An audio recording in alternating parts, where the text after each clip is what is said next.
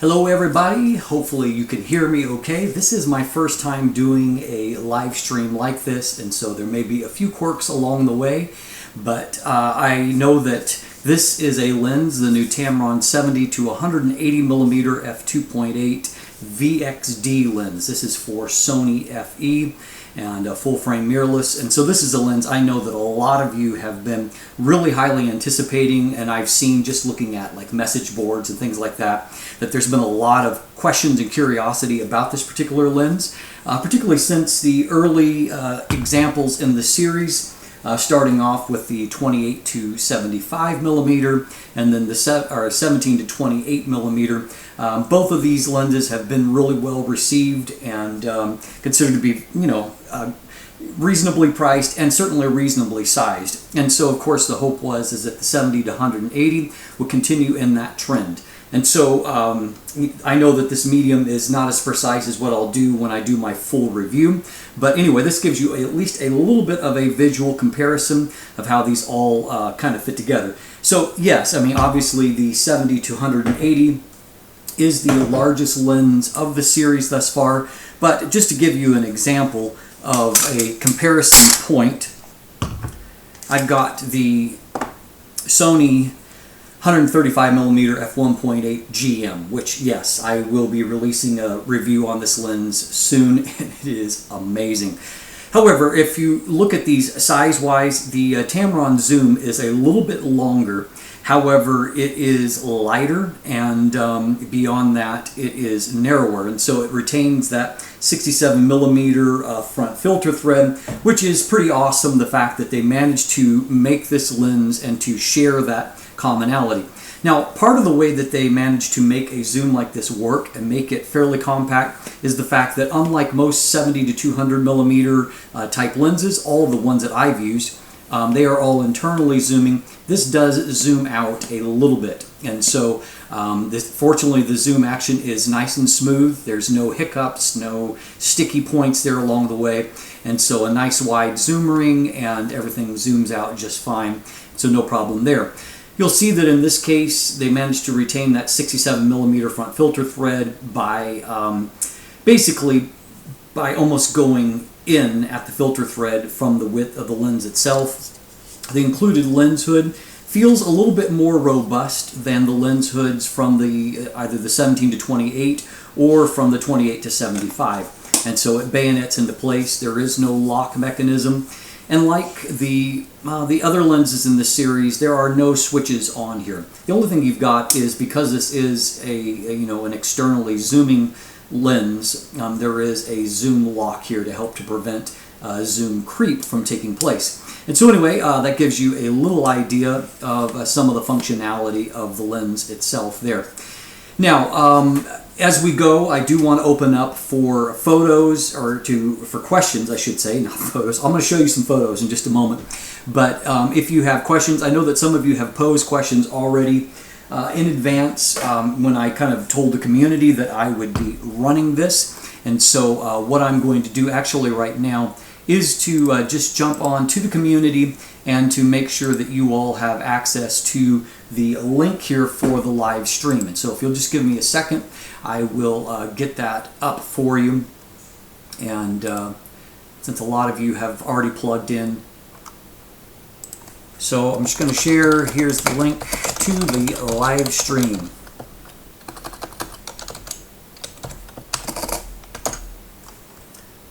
And hopefully that is the right link. So anyway, so let me just, I'm also going to put it on the comments since there are 30 of you or so that have commented already. So here's a link to the live stream.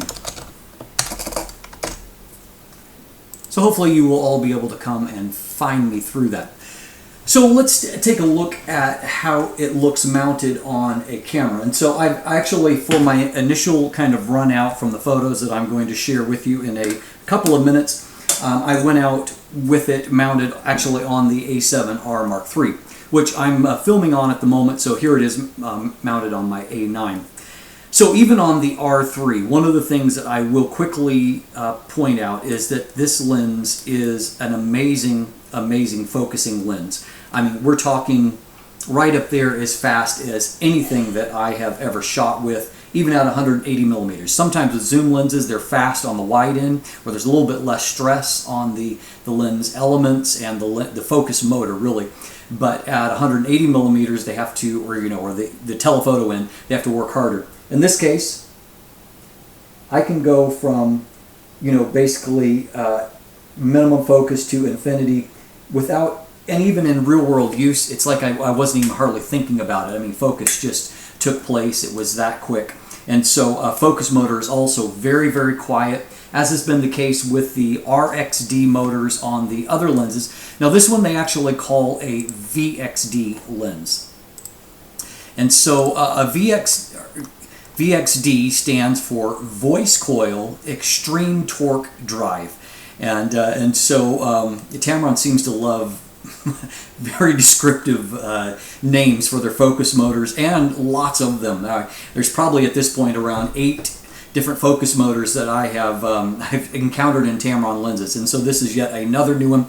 Basically, from what I can see, this is their equivalent of actually something that's similar in the 135mm GM lens, in that it obviously is like a dual linear motor type thing, but a high torque linear motor. Sometimes linear motors, depending on the arrangement, they might struggle with driving larger elements. And so this, as being a telephoto f2.8 zoom, it is, there are larger elements inside. And so this obviously is redesigned to where it has a lot of high torque, and so it's able to actually drive these elements smoothly. And so hopefully, this, I don't know what other applications we'll see for this. I've seen rumors of some other unique zooms that are coming for the Sony platform from Tamron. I have no inside information on that, so don't take my word on anything. However, what I certainly see is the potential for this kind of focus system, this being kind of a test platform, but we might get some other telephoto type lenses that certainly I see everything that I need to see here for something that's oriented for wildlife, birds, sports, etc. So very quiet, very smooth, and and so far from what I've seen, accurate. And so good things there. In terms of the weight here, let me just give you some live specs here on the lens itself. And so the specs of the lens is that the weight comes in, let's see, so the length is 149 millimeters, 5.9 inches. The weight is 810 grams or 28.6 ounces. And so obviously for a lens that's basically competing in the 70-200 f2.8 space, minus 20 millimeters, being at that right over 800 millimeters is huge. I mean, that is, I know that like the 70-200 G2 lens that I've owned for Canon EF, it runs at just a little bit over 1,400 grams. And so, we're talking about a difference, not quite a 50%, but about, this lens comes in at, about 60% of that. And so that's really, really impressive, obviously. And they have managed to retain weather sealing. And so I've taken a look at the diagram, and there are seals throughout. And so, good things there, flooring coating on the front. A lot of the stuff that we kind of want to see happen. And so, anyway, and so what I'll do at this point is that I will actually take a look at some photos with you. Now, mind you, I've had the lens for a few hours. I went out and did a quick little walk with it. And so I'm going to switch you over and we'll take a look at some photos together. So, display capture should be popping up here in just a second. And so I'm just going to kind of scroll through what I've shot here, and so I'll have to kind of move things around, and so you can see the full display since you don't quite get my full screen as a part of this. And so anyway, you can see good detail on that shot when I zoom in. There you're just kind of seeing a bit of the focus area, and so we'll take a look at that. And so you can see that obviously a really nice detail that's there, and so it's hard for me to show you the image globally, unfortunately, with this arrangement. So here's another shot that, as you can see, looking in at the detail, some fine detail that's rendered, Bokeh here looks pretty good, not too busy, and of course the background back here is nice and creamy. Here's another shot where I'll move over to the area of focus, and so you can see obviously with this kind of compression the background is lovely, very, very soft, and then there's really nice sharpness on our plane of focus there, so good stuff there.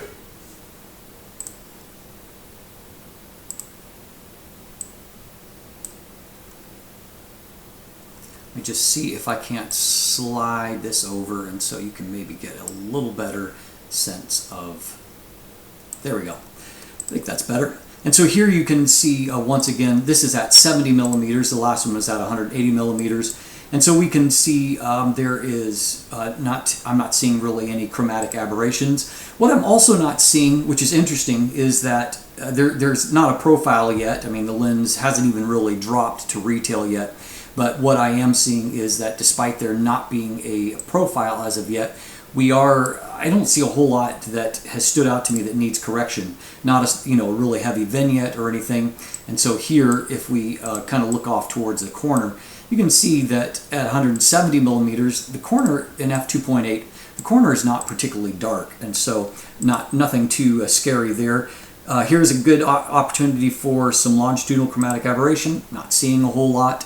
And so here is at 180 millimeters, and so you can see crisp detail. Now, one of the questions I think is going to pop up is, and here's a little bit wider framing. So this is at 116 millimeters, and you can see the detail there is nice. One of the questions that's going to pop up is how this lens, or not really so much the lens, but rather how that the steady shot in Sony's bodies are going to handle a longer focal length like this that doesn't have additional stabilization. You know, the Sony zooms that have been over 100 millimeters have all included their own stabilization. And so I do think that we're going to see that the IBIS is not as effective here as it is at shorter focal lengths, but I'll test that a little bit more thoroughly before I come back to you. So there you saw, looking at an image like this, more globally, these shots I thought looked quite good. And so see if I can zoom in here and then give you a look at. And so detail here looks quite good. This is on a 42 megapixel A7R Mark III. And then looking towards the defocus actually looks quite nice. I stopped on down to f5.6 for this shot.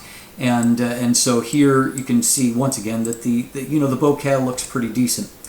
180 millimeters from further away. Some of you have asked about focus breathing. So let me just pause and give you a thought on that. So first of all, this lens has a minimum focus distance of 33.5 inches. And it gives you a magnification of, let's take a look at this, a magnification figure of, let's see, they say it is a 1 to 4.6. And so almost a 0.22 times magnification. And so that easily bests the G2's 0.16 times magnification. And so that combined, now the minimum focus distance is a little bit closer and so you can see minimum focus distance at 33.5 inches or 0.85 meters. And so that's a little bit closer than what it does on the G2, but the fact that it's 180 millimeters, it tells me that there is less focus breathing going on. So good news for those of you concerned about that.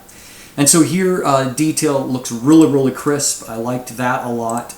Here's a chance to look at bokeh. Obviously at 180 millimeters, you're kind of obliterating the background and really compressing it, but you can see that even if I go out a little bit at 119 millimeters, things are looking quite nice here.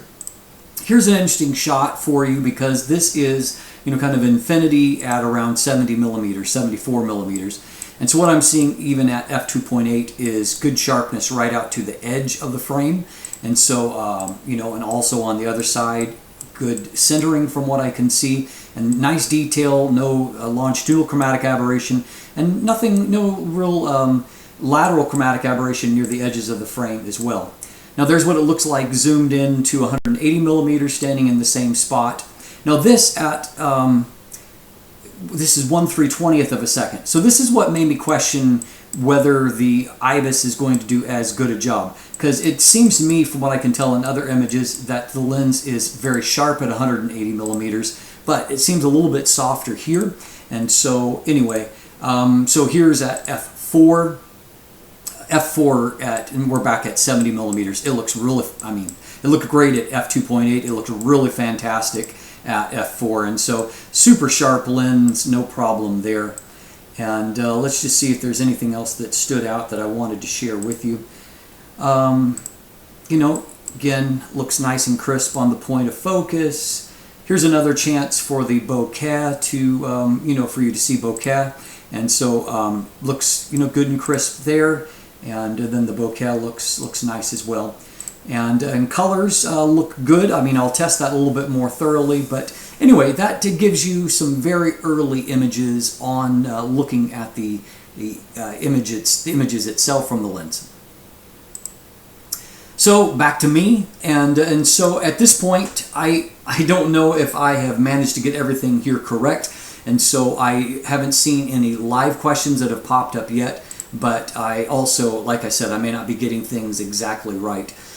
And so some of you have asked, I'm just looking back at your comments when I posted for the live stream, and so some of you asked about the bokeh, and so I will be exploring that more thoroughly. From my initial reactions, I would say that the bokeh is nicer from this lens than what it is from the 28-75. 28-75 is really intriguing in that in some situations it looks good, other situations it looks busy, it's complicated. And so anyway, I'll obviously explore that more. Focus breathing and focus tracking. Photo for Max is asked. Focus breathing, I will test that more thoroughly. I would say, however, that we are getting much less focus breathing here. And so from what I can tell, it is behaving fairly similarly at minimum focus, at least, distance to what, say, like the Canon 70-200 F2.8 L Mark II or Mark III functions. And so that is to say it's not doing much breathing at all, at least in that sense. Now, I haven't been able to test about focus breathing from the video perspective. I will try to take a look at that as well. I will also look at focus tracking as a part of this. I haven't been able to do that yet. Andreas says that looking for a comparison to the 70-200 GM, I would like to make that happen at some point, and it will be particularly easier if I'm able to purchase one of these at some point, you know, if I determine it's something I want to add to my kit. And if I do that, which, you know, I do consider it to be an attractive option because it is so compact. And so that's been, to me, a real strength, and it's the reason why I have purchased the other two zooms that have been released here, and I just find them very, very useful. 70-180 would be even more useful if it holds up in my extended test. I'm working back through, I came to Sony later. I did exclusive Canon reviews for years. I came to Sony later, and so I'm having to basically kind of catch up with some of the Sony lenses. And so I am working through some of the GM lenses right now. I've got the 100-400. I just showed you the 135mm. So I'm looking at those. And so if I happen to have both of them at the same time, I will test them. However, I can guarantee that that's not going to happen during my initial review period on the 70-180 for the simple reason that I have a limited amount of time, and I typically get Sony loaners one at a time. They actually messed up, and so I've got two at the moment, but I'm certainly not going to have three. And so anyway, so if that happens, it will be a future date thing. And so he also noted that the Tamron price is high there in Germany, and that is a kind of a weird thing. It really has to do with the way that local currencies exchange compared to the Japanese yen. And so, you know, for example, there's quite a discrepancy between the U.S. and Canada, where I live as well. And so a lot of times when I'm purchasing gear, I'm kind of evaluating the U.S. price versus the Canadian price to see which kind of pans out better. All right, Nicholas Smith asked about manual focus mode. And so in this case, manual focus there is not a switch, so you have to enable manual focus. And so here's what I am seeing, Nicholas, as I do kind of my initial look here.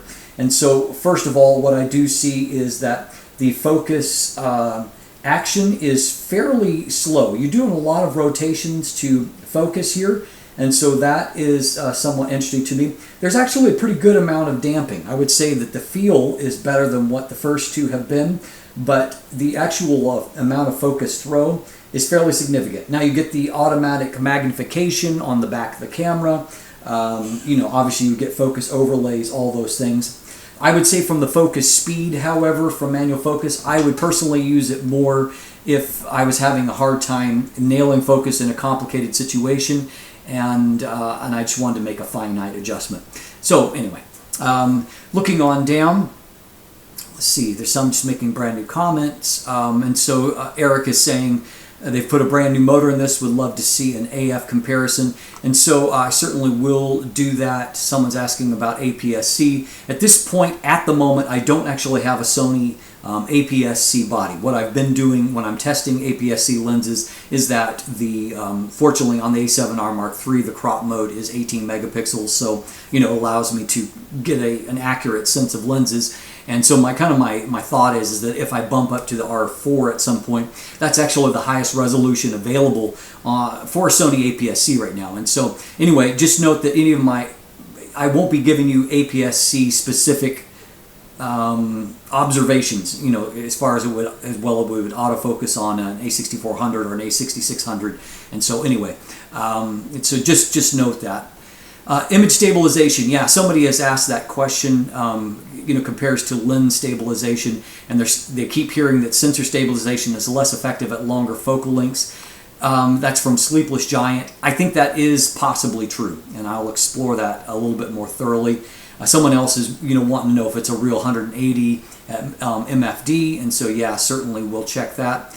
Some other comments. Someone else asking about IBIS, so certainly we'll be exploring that. Someone from Kiev, Ukraine, and so they're hoping for a review ASAP because they're looking to make a purchase. And so completely get that. And let's see. Any other comments? Ray's Razor asked, does that 20mm less in zoom, is it noticeable? And so I would say that in regular use, it's probably not. You see, the truth of the matter is that those of us that own either the Tamron 70-200 G2, for some of you that are coming from Nikon, some of the Nikkor 70-200 F2.8s have focus breathed quite a bit, and so what ends up happening is that you just adjust. It's the truth of the matter. And so in this case, that extra 20mm, I didn't really notice it in a quick walk around.